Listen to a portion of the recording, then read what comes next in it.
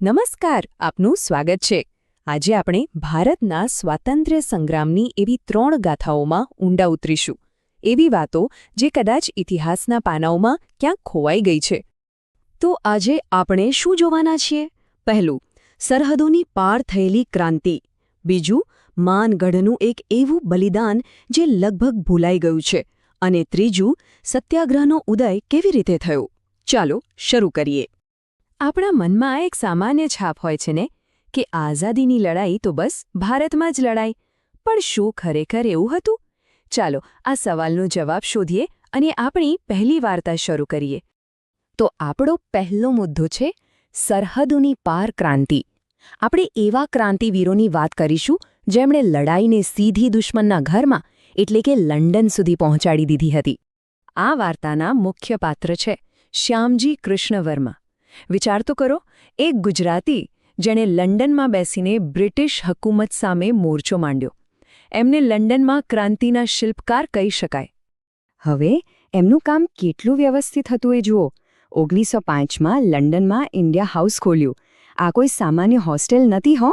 આ તો ભારતીય વિદ્યાર્થીઓ અને ક્રાંતિકારીઓ માટેનો અડ્ડો હતો. પછી ધ ઇન્ડિયન સોશિયોલોજિસ્ટ નામનું જર્નલ શરૂ કર્યું, જેથી ક્રાંતિના વિચારો બધે ફેલાય. અને એટલું જ નહીં, હોશિયાર યુવાનોને મદદ કરવા માટે સ્કોલરશિપ પણ શરૂ કરી. મતલબ આખું એક ઇકોસિસ્ટમ ઊભું કર્યું એમણે બ્રિટનના નાક નીચે. શ્યામજી કૃષ્ણ વર્મા એકલા નહોતા. એમની સાથે એક એવું જ દમદાર વ્યક્તિત્વ હતું, મેડમ ભીખાઈજી કામા.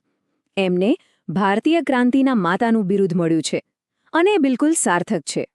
એમનું સૌથી મોટું અને ઐતિહાસિક કામ જુઓ. 1907 જર્મનીની ધરતી. એક આંતરરાષ્ટ્રીય કોન્ફરન્સ ચાલી રહી હતી અને ત્યાં મેડમ કામાએ ભારતનો પહેલો રાષ્ટ્રધ્વજ લહેરાવ્યો. વિચાર તો કરો એક ક્ષણનો. આખી દુનિયા સામે એમણે કહ્યું કે ભારત આઝાદ થઈને રહેશે. આ સિવાય પણ યુરોપ અને અમેરિકામાં ફરીને એમણે ભારતની આઝાદી માટે જબરજસ્ત ભાષણો આપ્યા અને પેરિસને પોતાની ક્રાંતિકારી પ્રવૃત્તિઓનું કેન્દ્ર બનાવ્યું. તો આ તો વાત થઈ વિદેશમાં ચાલી રહેલી લડાઈની. પણ હવે આપણે પાછા ભારતમાં આવીએ છીએ.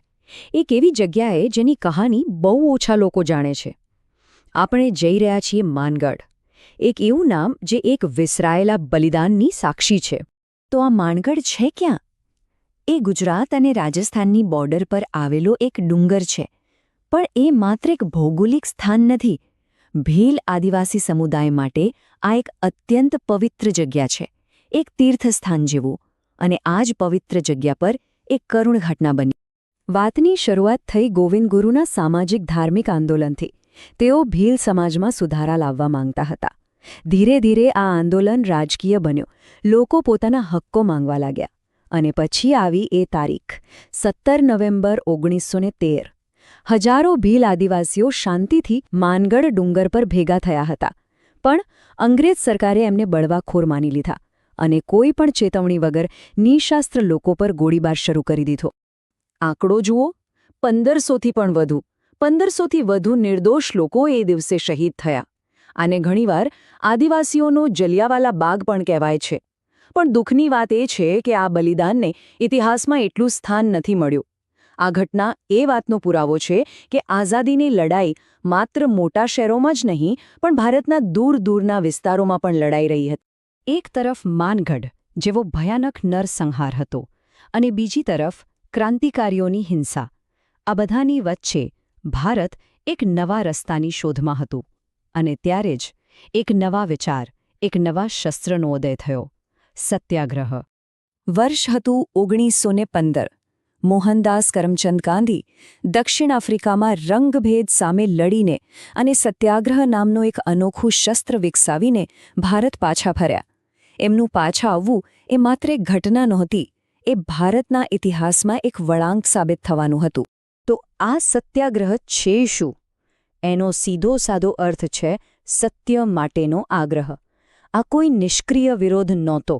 આ તો અન્યાય સામે અહિંસક રીતે પણ પૂરી મક્કમતાથી ઊભા રહેવાની વાત હતી. હિંસાનો જવાબ હિંસાથી નહીં પણ સત્ય અને નૈતિકતાના બળથી આપવાનો હતો. અને ભારતમાં આ શસ્ત્રનો પહેલો પ્રયોગ થયો 1917માં ચંપારણમાં. ત્યાં સમસ્યા શું હતી? અંગ્રેજો ખેડૂતો પાસે જબરદસ્તીથી ગળીની ખેતી કરાવતા હતા, તિનકઠિયા પ્રથા હેઠળ. ગાંધીજી ત્યાં ગયા, એમણે શું કર્યું?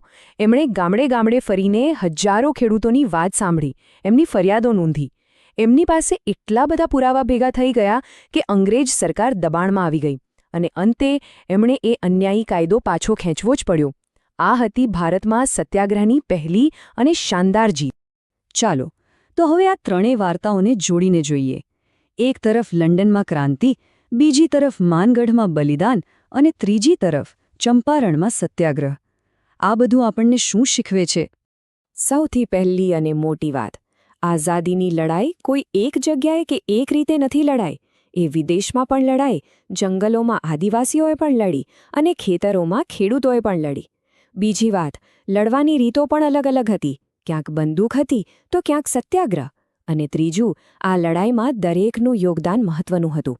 ભલે એ વિદેશમાં રહેતા ક્રાંતિકારી હોય કે પછી આપણા જ દેશના આદિવાસી ભાઈ બહેનો, આ બધાના સંઘર્ષથી જ આપણને આઝાદી મળી છે. હવે એક નાનકડું કામ. આપણે સૌએ પોતાના વિસ્તારના કોઈ સ્વાતંત્ર્ય સેનાની વિશે જાણવાનો પ્રયત્ન કરીએ. એમના જીવન વિશે, એમના સંઘર્ષ વિશે એક રિપોર્ટ તૈયાર કરીએ. કારણ કે ઇતિહાસ માત્ર પુસ્તકોમાં નથી હોતો, એ આપણી આસપાસ, આપણા લોકોની વાર્તાઓમાં જીવંત હોય છે. જ્યારે આપણે આવી ભૂલાઈ ગયેલી વાર્તાઓને શોધીશું, ત્યારે જ આપણને સાચી આઝાદીની કિંમત સમજાશે.